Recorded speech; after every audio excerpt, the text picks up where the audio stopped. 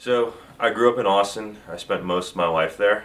I grew up and I went to Georgetown University after I graduated high school.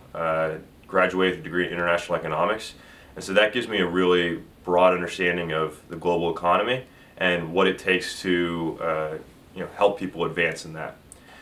It also gives me the framework to think critically about problems, and that's something that's really important to take to Congress. Now, I was able to augment that experience in my professional career. Came back to Austin and worked for a globally recognized mutual fund, Dimensional Fund Advisors.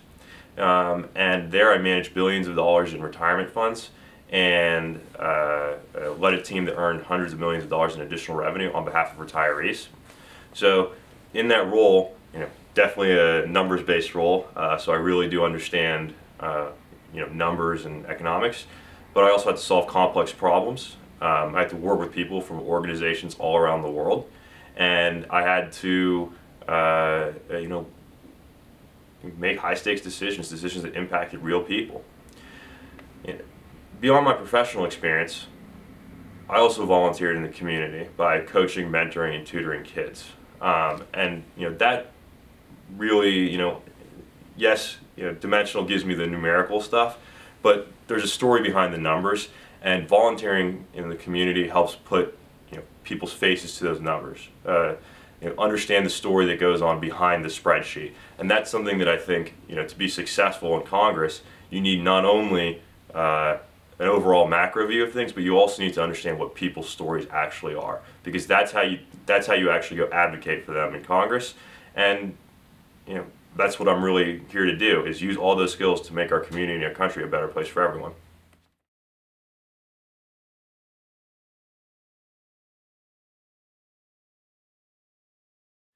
So, overarching theme, I think, is that people want the opportunity to advance.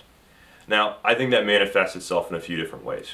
First, people want quality, affordable health care. That's clearly not happening right now. What I want to do is first protect the ACA so we don't go backwards on healthcare, and then two, work towards expanding our healthcare system so we do get to quality, affordable healthcare. We also need to make sure that we focus on containing costs, so this is things like negotiating the price of prescription drugs. The second big thing is, creating a 21st century economy that works for everyone. So what I want to do there is invest in infrastructure. To me, that's things like high-speed internet in rural Texas. That means improving our transportation networks to facilitate easier movement of goods and people. And to me, that not only creates jobs when you're building those things, but it promotes further economic development once those structures are in place. Clean energy is another big priority to creating a 21st century economy. Also, not only does that help the environment, but it helps create jobs in our district. Wind and solar farms in rural parts of the district, and we want to make sure there's training for locals there to operate those farms. And there's also research grants for places like the University of Texas, so that we can continue to advance our clean technology and transition to more of a clean energy economy. And then the third thing is education. We need to make sure that Americans have the skills to go get those jobs. The problem is our current education system is really kind of geared towards a 20th century economy, and we need to be thinking forward. So I want to do things such as universal pre-K, so that all kids have the skills needed to succeed for the rest of their lives. Invest in our public schools. I want to make college more affordable for people, and I want to make sure that we are investing in vocational education, because not everyone needs to go to college.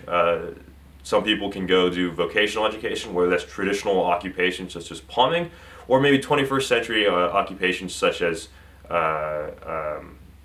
coding. And we also need to make sure that workers have the skills to get into retraining programs, so that we're not giving up on a worker if their skill set, if they can't find a job. And the very last thing is breaking down barriers that hold people back. It doesn't matter whether you live in rural Texas or urban Texas. It doesn't matter what demographic group you belong to. It doesn't matter if you face an economic barrier, a social barrier, a cultural barrier. We've got to break those down, because the whole point is enabling people to succeed, And if there are obstacles in people's path, how can we expect people to succeed?